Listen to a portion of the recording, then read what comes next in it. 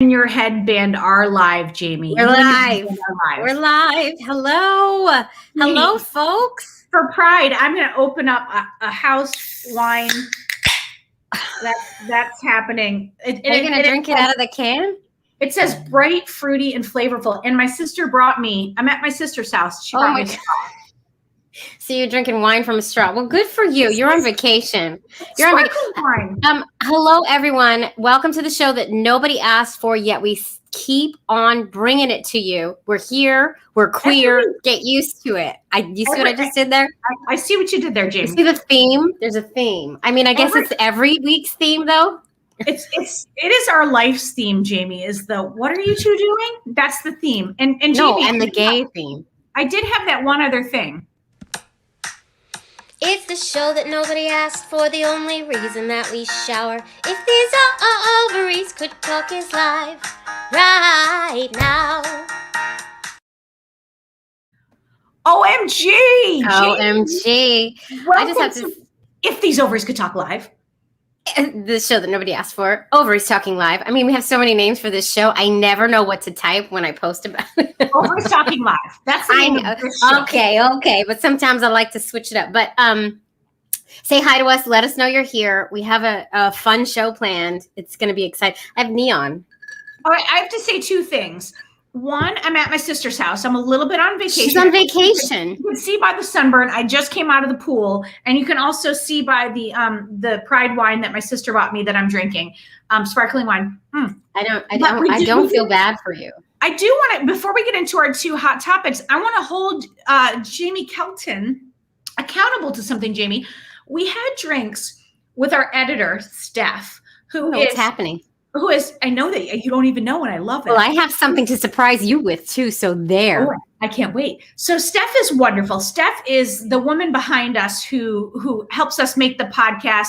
She edits, she does this wonderful, wonderful job. So we're having dinner with her. She's amazing. And we discovered that Steph is also, much like Jamie, a musician. And she was like, I can help you do a new theme song for Ovaries Talking. We're going to work on this. We have a new theme song that's going to be coming, and I'm saying it out loud to force Jamie.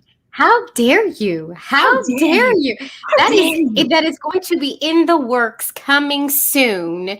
Every time I hear that song, though, I do think this has to be redone very badly. Somebody who's listening right now, ask Jamie by when. By when will it be completed? Somebody ask that. It's going to happen. It's going to happen sometime. Maybe this time. I'll sing that for you. All right. Jamie, any musical theater people out there who know that song? What's the thing you want to surprise me with, Jamie, before we get into our two hot topics? First, I want to say thank you, Elizabeth. I like my headband, too. This is what we call, my friends lovingly call this, we each have one, the gay schmata. Because we bring it with us to any event we do together, even if it's not Pride. It's the gay schmata. My brother-in-law was like, we have a gay flag, and he went out to the garage to find it. He couldn't find it. He came back and he said, I have this faded koozie. And I was like, no. I mean, that works. Hey, it's a rainbow. Double gay. Double gay. I'll allow it. All right. So Robin, you don't know because you're not home. We just got all this stuff in the mail for Pride Family Movie Night. It's really, really exciting. They sent popcorn, which my kids are very excited about. You get a ticket. I'm so excited. You guys, Pride Family Movie Night is tonight. Yes, I got a sticker. There's a Taco Bell gift card. And I am embarrassed to say this. I love Taco Bell. But I absolutely love Taco Bell. I don't eat fast food. Anybody says I love Taco Bell. Taco Bell. And as a Californian, that's really, really That's not okay. I know. And if any of my California peeps are listening to me, I'm sorry. I do enjoy a bean burrito at Taco Bell. I'm not going to lie. But all this stuff, mask, anyway, it doesn't matter because I got this and you didn't, but it's super. No, I got one too. They sent me one too, Dinglehausen. But what I will say is that we are so excited to be a part of New York City Pride, to be a part of their family movie night. We got to interview our past guests, Angela and Jess, who were in the episode Help season 2. And they were so delightful. And we got to re-interview them for a short film for New York City Pride Family Movie Night. For tonight. It's going to live stream tonight. It's virtual and it's free. So register. Oh my God, what is happening, Jamie? I have to show you something else. I can't pull away because of this. They sent this big beach towel. The fight it's a blanket. It's a blanket. Oh, okay. The fight continues. Pride 2021. It's amazing. You're jealous because you don't have yours. How do you not have that hung on the wall behind you? What happened? You think I had it together enough for that to happen? I know you did. I know. Let's be real. I still haven't hung pictures in the apartment I've been living in almost a year. It hasn't happened. My guitar still hasn't been hung on the wall. Take it easy. Take it easy with yourself. All right. Listen, we have an amazing guest today. So we have two quick hot topics. We're not going to talk about them, but our first one. We have a question from Elizabeth about Pride Movie Night. It's Trolls World Tour, which is a good movie. It's fun. It's very fun for the whole family. That's correct. And you just go to NewYorkCityPride.com or .org. I believe it's .org. Your mom loves your headband, Jamie. Okay, let's get into the topic. All right, so this is a bummer. Yes. What we learned is that the Supreme Court came in with a decision, and that the decision was that unanimous that the Catholic Church essentially was allowed to deny LGBTQ parents adoptions. And I'll admit, I don't feel knowledgeable enough to talk about it. And so Jamie and I were talking about it. I mean, obviously it's a blow to our families, and we know that. But the fact that it's unanimous tells me we need to hear more. And Jamie and I were talking about, we just had Tony, our friend of Ovaries, Anthony. Lawyer. Yes, thank you. And to talk about all kinds of like the legal issues that we're facing today. But we said we're gonna ask Tony to come back so he can like dissect what happened with this decision. We're all aware that it's happening, and we felt like we had to acknowledge it because, our families. Yeah, Elizabeth said apparently the decision is not as bad as it could have been, but it's still bad though. It's limited to just this specific case. Oh, I didn't know that. Well, okay, so. I mean, but it's like what's the term I'm looking for? It's a snowball, a domino effect. Once one thing, I feel like Jamie, but we can't say that because we don't know yet. We don't know anything. We just learned. So what we want to do is the responsible thing. We want to bring Tony in to talk about it more. But so if you have questions that you have for Tony about this particular case, or about how things are going, or about my sunburn, email us at @gmail. No one cares. At overiestalk@gmail.com, and we will make sure that when we get Tony back, we'll talk about it. Or Anthony actually goes by in the biz. Yeah, Tony will do it again. You see what I did there? You see what I did there? You did that was good. That was good. We have one more hot topic. Oh, I have to tell you something that I just did though before we get into this hot topic. Do tell. So on our way to school. I bring my daughter to school every morning. On our way the other day, we noticed the rainbows in the neighborhood. That's what we do on the way to school. And we were looking at this big, beautiful flag, and she looked at me really sad, and she goes, "My school doesn't celebrate Pride." And I was like, "Oh, okay, okay." No, they don't. It hasn't been mentioned at all. And we've been in the school for 4 years now. So I wrote an email to the teacher. You did? Shut up. I'm so proud of you. I did today. And I sent this lovely resource. It's a website that is all about elementary school Pride guidelines, how to teach about LGBTQ plus families, how to teach about Pride. I sent it to her. She wrote me back right away. "Oh, we should totally be celebrating Pride. What were we thinking? Thank you for this resource." I know, I'm proud of myself. Incredible. Because how long have I been saying I'm going to do something like this? A very long time. I'm so proud of you. Yeah, so that's happening. So I'm going to send her with, I got this new book just about, it's very, here's another thing. And I know we have to get moving. We have to get moving. We do. But here's another thing. I wanted to find a children's book that is solely about Pride, the event of Pride, the celebration of Pride that is suitable for children.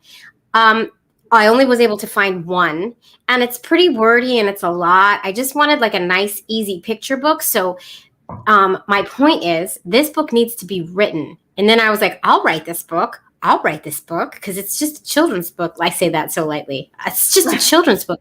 But I need an illustrator. I thought I had bad makeup on. I love it. Go ahead. But I need an illustrator. So if anybody wants to be my illustrator, let's write a children's book about Pride, a picture book. Boom, done. I love it. And don't steal my idea. Okay. It's mine. Trademarked. slow your roll. Can we please talk about Megan Rapinoe and Victoria's Secrets? Guys, Jamie texted me about this. Secret. Anne does that too. She's got a lot of secrets, Victoria. Oh my God. So Megan Rapinoe is going to be Victoria's Secret, one of their new models. They are ditching the angels, and they are ditching that whole old brand, and they are going with trailblazers, women trailblazers instead. So they're trying to reimagine their image because they've gotten a lot of some hot water. Their CEO, they got into some hot water because the Me Too movement has basically they're on the outs. But they're trying to redo the image, and Megan Rapinoe has signed on, and she apparently is very excited to join. And it's going to be like body forward. I don't even know what it's going to be, but she's excited. I'd like to know what everybody else thinks. At first, when I heard this, I thought, well, that's hot. Oh, is that what you thought? Yes, it's Megan Rapinoe. Like, I wouldn't mind seeing her in some like cute boy shorts. No, I'm just saying that's interesting. That was your first thought, because my first thought was like, not about Megan Rapinoe, but about the brand and about like doing that. I didn't think of that. But then I thought, so when I first came out of college, I was working for this like nonprofit organization. It was called Dyke TV, and I was trying to get like television experience, and I was like working for them. But I didn't love that was the name of the TV station. And I asked one of the founders, and I said, why? And she said, we are reclaiming the word. And I was like, and like I'm not sure that she won me over. However, I was like, that's a really interesting concept. And I thought, I wonder if that's what Megan's doing, like reclaiming the space and being like, see me too. Not just see that one type of woman that you see in Victoria's Secrets, but see all women, and all women is beautiful. I mean, that's what I hope they're doing. And speaking as from, I'm somebody who is trying to reclaim the term lesbian and like say it with pride and strength, because people don't like that word. I get that. But what was brought to my attention, because it was my friend Bianca who shared this with me, and she was like, ew. And I was like, that's hot. And she was like, no. And she explained a lot to me. And then also, it's being problematic, right? It's problematic, but also Victoria's Secret is racist. And there's a huge problem with Black and brown people and Victoria's Secret. So there's that too. They're trying to like rebrand and do something. And I don't know. Reclaim. And I don't know. I do want to see Megan Rapinoe. You just want to see Megan Rapinoe in underwear. I want to see Megan Rapinoe's abs. Of course I do. I mean, you have a wife. All right. Moving on. We have, I just lost you on You Have a Wife. Oh my God. Also, Danielle, I have to look at this book. She sent a link to a book. Don't tell me it's already written. I'm writing this book. No, I'm just kidding. Okay. Like you have time. Okay. We have an amazing guest today. Alex Rudin. She's a New York City-based multimedia artist and illustrator, and she focuses on social justice and abstract political theory. And when they reached out to us, her team, because she's got a team. We don't have a team. She's got a team. One of these days we'll have a team. We're going to have a team, Jamie. But when she reached out to us, we were like, are you kidding me? She has to be on the live stream. And guess what? And here's there Alex. She is. There she is. Hi, ladies. How are you? Hi. Look at your studio. Wow. You are an artist. Look at your gorgeous work behind you. Oh, thank you. Yeah, we have some. Wait, let's go this way. Okay. We have some Larry Kramer, Marsha P. Johnson. I've been working on a Pride collection. I know. So they're on the wall. Well, I mean, we just gave like a very top line of who you are. Can you just tell us a little bit about yourself? Yeah, absolutely. So, as you said, I'm a social justice artist. I focus mostly on human rights and equality. So I partner with human rights organizations and progressive political candidates, mostly female, and make work to galvanize support either for elections or for other initiatives that the organizations have coming up. So it's a really amazing way for me to get involved in the social justice communities and in activism, but also, use my toolbox, which is art. So in a nutshell, that's what I do. I love that. I want to know, Alex, what inspired you to create this kind of art? Like, how did it all start? Well, I've always been a very like socially conscious person. I went to a Quaker school for 14 years. You grew up like that's how you grew up in a. Yeah, I'm from a Jewish family, like very typical New York Jewish family. But I went to a friend's school from pre-K until 12th grade. So I went to the same school, which is a very unique educational experience. But did you grow up in the city? No, you grew up in Delaware. I read about Delaware. Yeah. So, but all right, slow your roll, stalker. Slow your roll. There are friend schools all over the country. But the one that I went to was really amazing. It's called Wilmington Friends School. And a Quaker education basically follows the tenets of Quakerism, which believes in simplicity, equality, and fairness. And kind of like the golden rule in a nutshell, treat others how you want to be treated. And I would say that was very, while you're a kid, you don't really understand, but as I'm looking back in retrospect, a really, really informative thing for me because I was just raised with, the tenets of Quakerism that, everybody should be treated equal. And if they're not, you should use your voice to help them. And that's kind of something that I like to do is use my voice for the voiceless, and I would say that as I was growing up, I kind of, I wouldn't say lost sight of it, but was focusing on going to school. I went to Parsons New School for Design for college. And then I started doing a bunch of gallery work. And I went to school for illustration. So if you're looking for an illustrator, I'm right here. Yeah, actually, that was in the back of my head as I was saying it, but I didn't want to ask you, Alex. But we should talk. We'll have a separate conversation. Yeah, exactly. Fantastic. But I went to school for illustration, and I minored in fine arts, and then I went into doing a bunch of gallery work for a long time. And I kind of felt that. How could anything be for a long time? Are you 19? You look 12 years old, for God's sakes. I'm going to be 26. So. She is a full-grown adult. She has lived a long life. I'm not debating that. I'm just saying you look 12. You look good. Good work. Thank you. I'm going to take that as a compliment. Robin's just jealous. She's very jealous. Look at my burned up face from the sun. I'm burned too. I have some funny tan. But it looks wonderful on you. You're pulling it off. Oh, thank you. That's funny. I know my complexion is pink as well as my dress.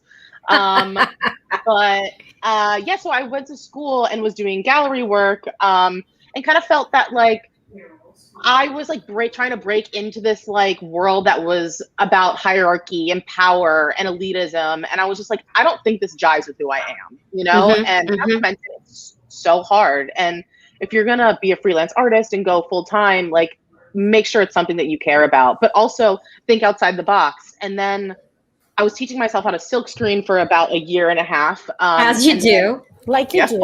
Whatever.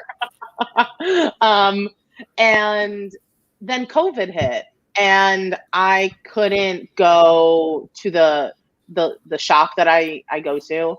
And I left the city. Actually, I went about 45 minutes away, and I just was watching everything go down on TV, like that was happening in New York, and was like, how can I possibly help? Like I have, my toolbox, and the main weapon in my arsenal is art. And I was okay, so how am I gonna like utilize this in a way to help people? So I decided to make to do an auction. So I made a series of like 6 or 7 paintings that weren't necessarily social justice focused or anything, but were just portraits because I'm mostly a portrait artist. And then I auctioned them off to raise money for homeless and trafficked youth in the city.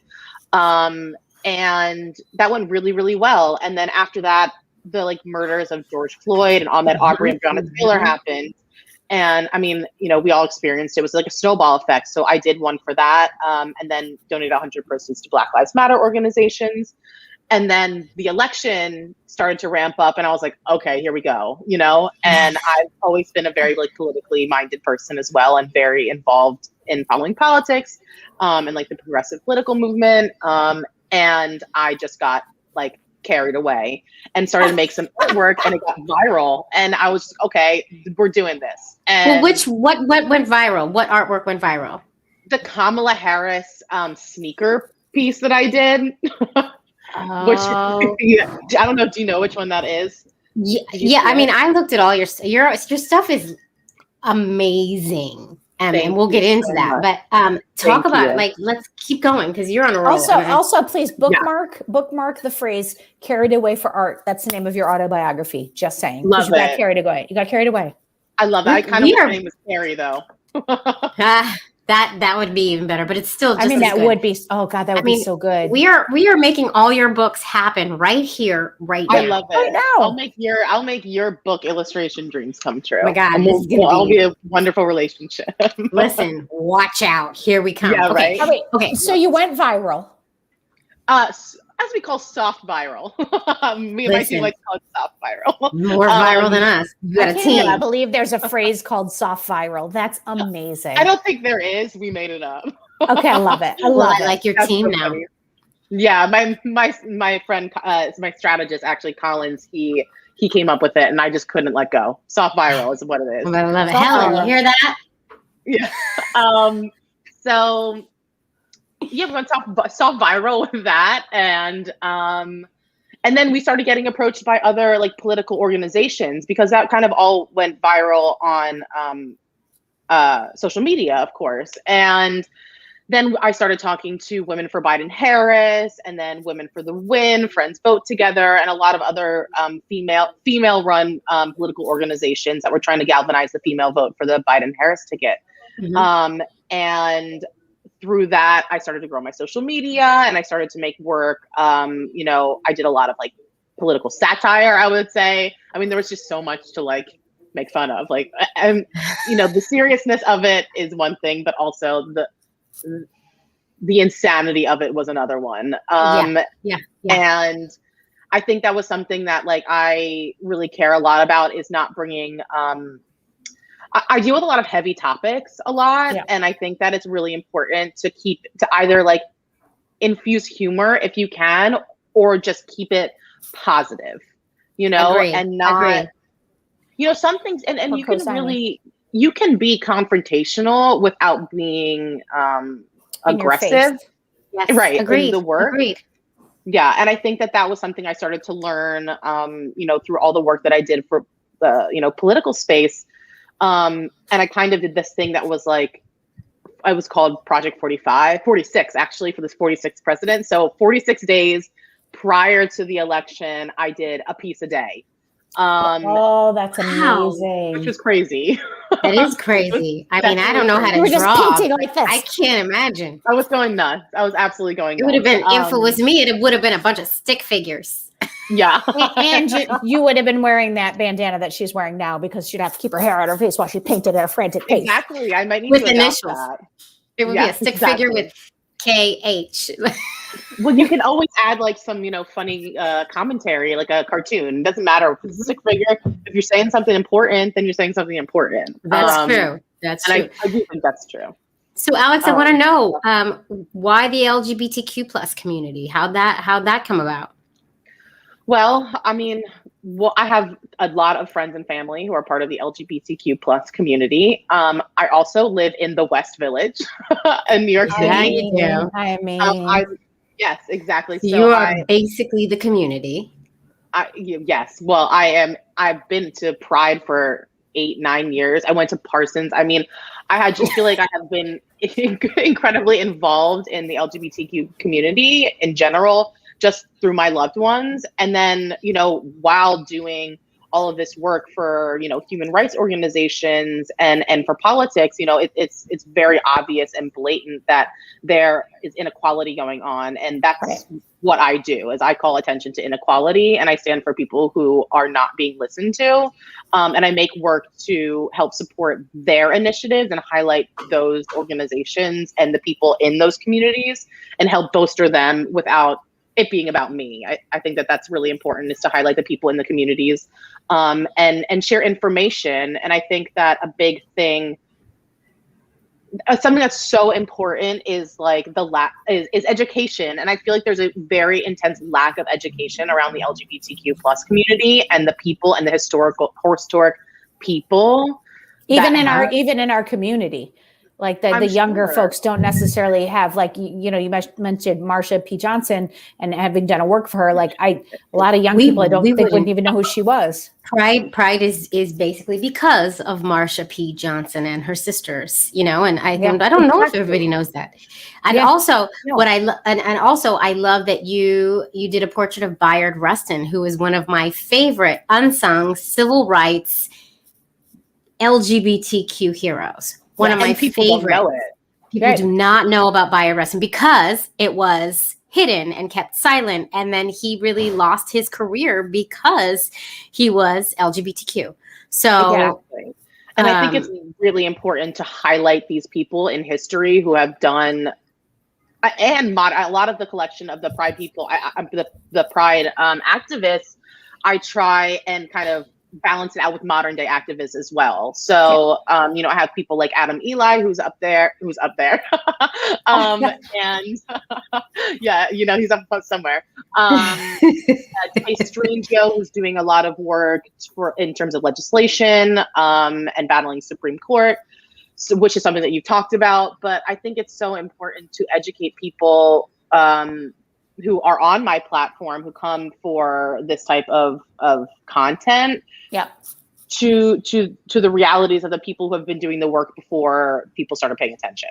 Yeah, and especially now as we have progress, you can't forget the people that came before you because as things come up, it's just like, oh, it's just this one thing. Well, it's not this one thing. There's a whole history of things, and you just can't forget that, and it's important that you're shining a light on it. Exactly. Yeah. And it's so important. It's really amazing. Listen, it's amazing that you're doing this. It's amazing that you have this calling to create this action. But what's really even more amazing is your art. You are one talented artist. And I say that as somebody who really doesn't know art. Like, I really don't know it. But I feel like I know. The picture she feels like an art critic inside. I am an art critic right now in this moment. The picture that we put up in our story today of yours is of a trans person. And do you know the picture that we put up?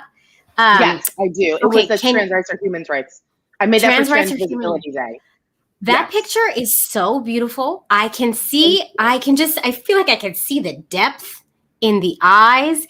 Also, I mentioned this to you before we went live. I cannot believe, I don't understand how they're wearing glasses. And somehow you have managed to reflect in the glasses the light fixture that is in the room. And it's a certain light fixture that I believe I have seen before. Like, I know the light fixture. Like, I can tell what the light fixture is. That's amazing. I don't know how you do that. It's a level of detail that we do not have in our work. I want everybody to go look at our story and see that, and then also go look at everything you are going to tell everybody how to find you later. But it's beautiful. Your work is beautiful. Tell us about that piece in particular. You. Yeah, please. So I made that piece for Trans Visibility Day. I try and hit. Sorry for my cat in the background. No, I love that your cat's joining us. I love this. This is Ethel Perman. Yeah, it is. Yeah, it is. Ethel is the best name for. I love old lady names for cats. My cat's name's Lucy, and I love old lady names for cats. I know, they're perfect. And Broadway, like let's just we're good. Yeah. We're good. Okay. So I made that piece for Trans Visibility Day, and I tried to kind of like highlight these important dates that come up in the calendar, right? Pride's a whole month, but there's also a day for trans visibility. And I think that the trans communities, I have worked with a few organizations that, have to do with trans mentoring. The Sam and Devorah Foundation is one that I work with closely. That is like the first youth trans mentorship program in the country. And I think that especially with what's going on now in our political sphere and atmosphere, that there's so much anti-trans legislation happening. 100 bills. Literally 100? 100 that are targeting trans youth. That's the actual number. Wow, I didn't know that. It's really disgusting. It's really awful. It's just, they shift their focus, and then now they're onto this community. And once we get past that, it's going to be I feel like it's just Always this someone never ending storm of fear and hatred. Like people just need to completely.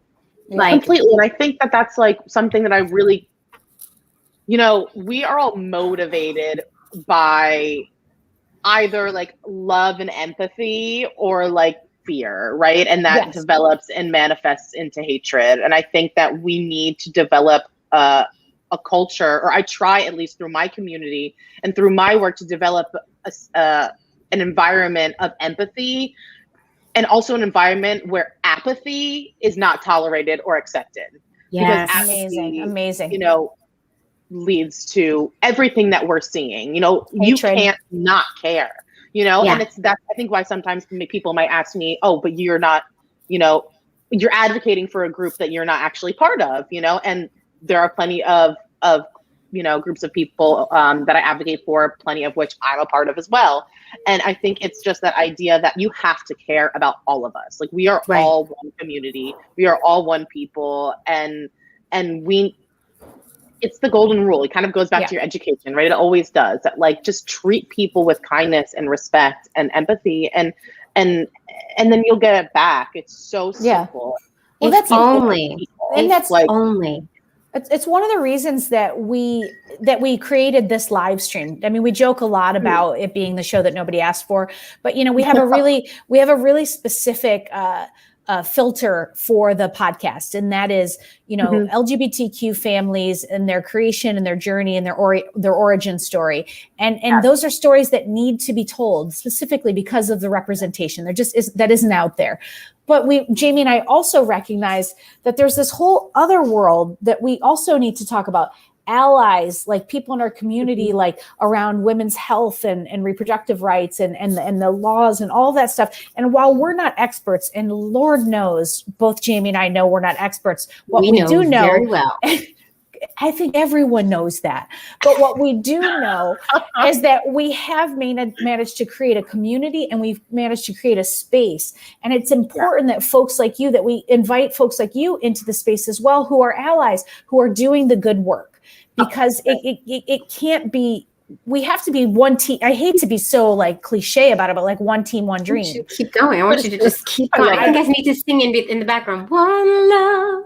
What about the I know. Love? We all just need to be hippies, Listen, but it's important. And if the whole world would just ascribe to that golden rule, we'd be in a much better place. It's true. I know. And I think it's kind of that idea of like, I always say, I like really look forward to, if someone's asking me in an interview, like, oh, what can you dream of? I'm like, I just like honestly look forward to the day where people like reach out their hand to like help their neighbor, as opposed to like point at them and say something cruel. It's like the 80s Coke commercial. Yeah. Alex, you're too young, but the 80s Coke commercial. What's the song? Also, I'd like to give the world a Coke, but I can't sing. But Alex, there's also, while she sings that, there's also something about you with you doing it with art. So it's like sometimes when you lecture people, or when you talk to people about a topic and you say, I believe this, you should believe this, it's too much, it's too hard. Yeah. But I think that with an artistic voice, you can sometimes open up something, a dialogue and a conversation. Jamie's showing, bring people in. And so I love that you're using your art, and I also just want to say this, and then I'll stop talking. I give you like props for the fact that like, you could just be like, my art is my vision, my art is my thing that I want to do. But instead, I feel like you're choosing to do something good with it. And I just think that's very admirable. Thank you. Thank you. Yeah, that's really sweet to hear. It's the difference between it's calling in versus calling out. You are using your art to call in. And if you are open to receiving the message, you're going to get it loud and clear, and you're sending a really beautiful and strong message. And we really appreciate it.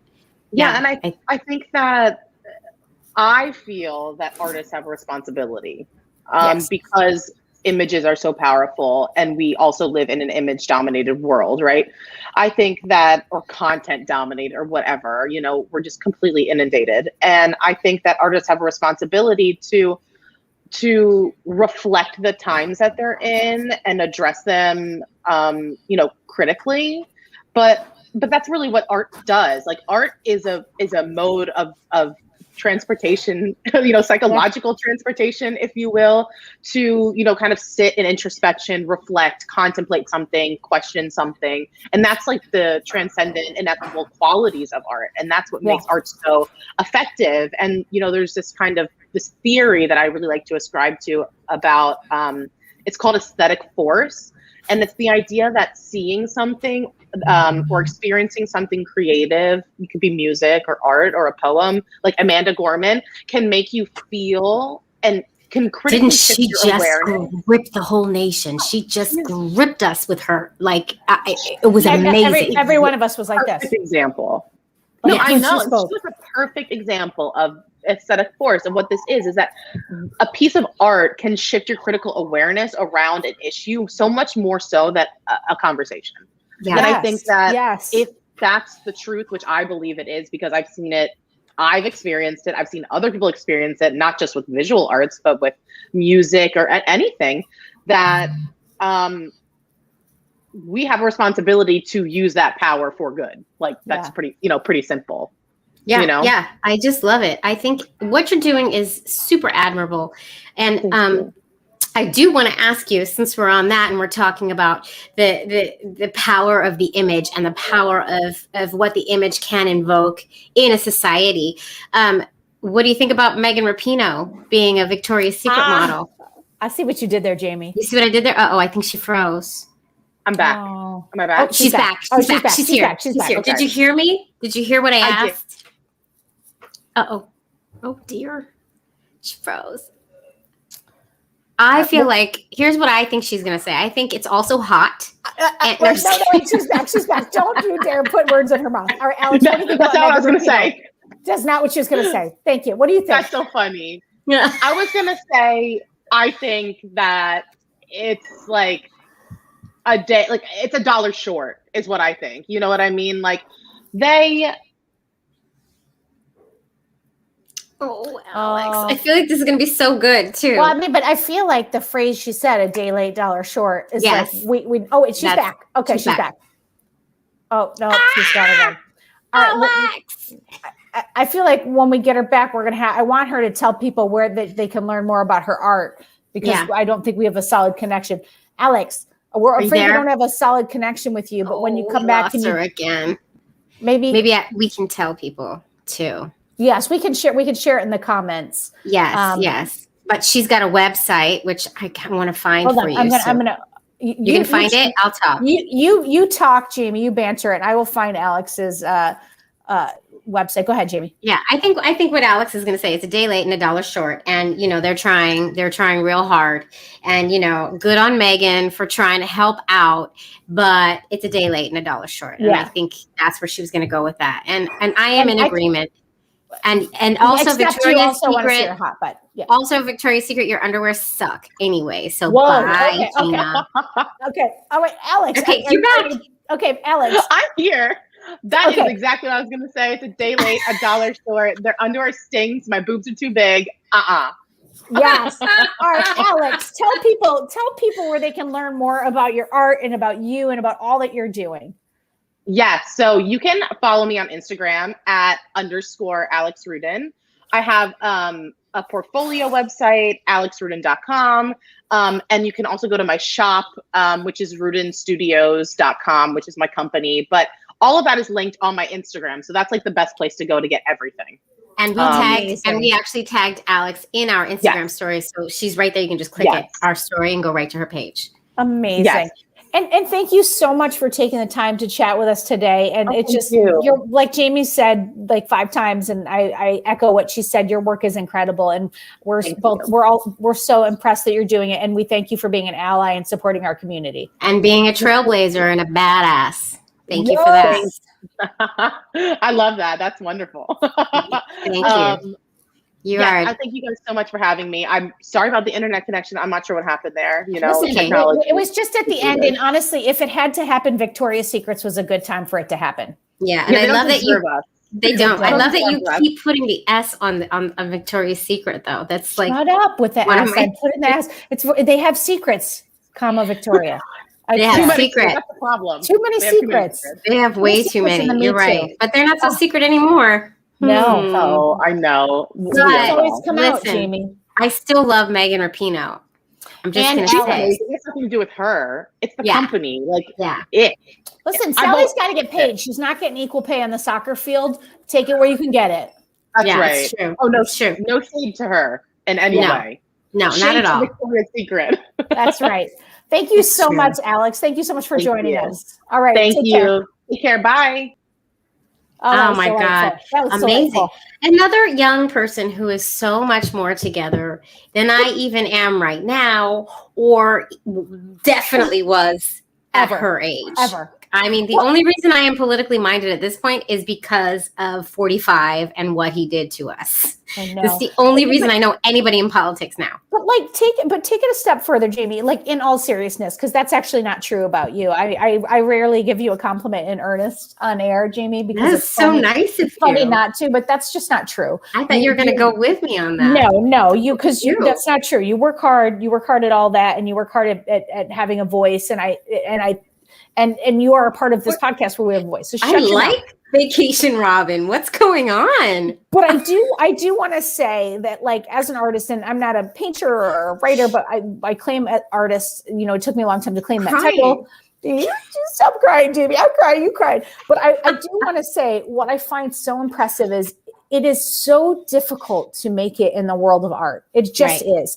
It's so difficult to get paid for your work. And I don't care if you're a writer, a performer, or a painter, or an illustrator. It is difficult. You often have to take, you have to take you have to commercial artists. You have to take a day job where you're like doing stuff that you don't respect and whatever. But to take your actual work and to say, I want my work to be for good and give back. Like, that's just like, it's so much easier to be swayed with what's going to help my work rise above versus what's going to be the right thing to do. And I was just so impressed with her for that reason.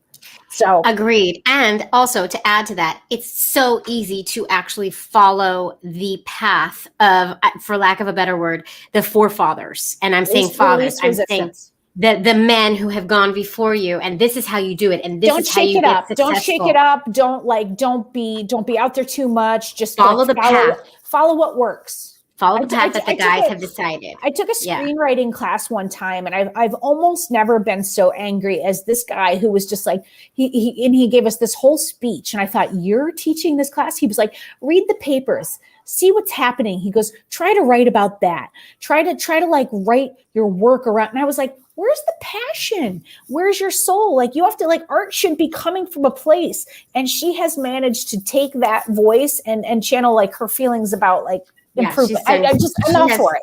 She's like Jiminy Cricket. Always let your conscience be your guide. All right, now I am like all over the place today. I'm like musical. It's like musical Thursday. But Jamie, we have to follow your gut, follow your instincts, follow your passion. Yes, and do good too. Have morals. Have a. But I have to get back in the pool, Jamie. So we have to tell people. I'm not going to let you go back in the pool. It's not fair. I have to add some OJ to this sparkling wine, and I have to get in the pool.